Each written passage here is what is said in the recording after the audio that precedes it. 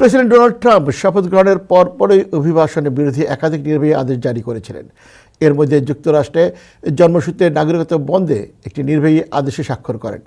এই আদেশ সংবিধানের 14তম সংশোধনীতে প্রতিষ্ঠিত একটি অধিকার লঙ্ঘন করে, যা যুক্তরাষ্ট্রে জন্মগ্রহণকারী যে কেউ এদেশের নাগরিকত্বের অধিকার পান। ট্রাম্পের সেই আদেশ যুক্তরাষ্ট্রের একাধিক স্টেটের ফেডারেল আদালতের বিচারকরা স্থগিত করে দেন। বিষয়টি শেষ পর্যন্ত সুপ্রিম কোর্ট পর্যন্ত গড়ায়। সুপ্রিম কোর্ট বৃহস্পতিবার বলেছে যে জন্মগত নাগরিকত্বকে সীমাবদ্ধ করার জন্য তার নির্বাহী আদেশের বিষয়ে ডোনাল্ড ট্রাম্পের আবেদনের মৌখিক শুনানি হবে আগামী 15 মে।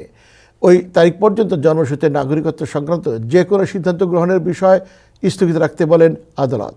বৃহস্পতিবার আদালতে ট্রাম্পের পক্ষে যুক্তিতে তার প্রশাসনের প্রতিনিধিত্বকারী জেনারেল জন সাওয়ার বলেন, এই আইনটি অবৈধ অভিবাসন ও যুক্তরাষ্ট্রে সন্তান জন্মদানের জন্য আগত পর্যটকদেরকে উৎসাহিত করে।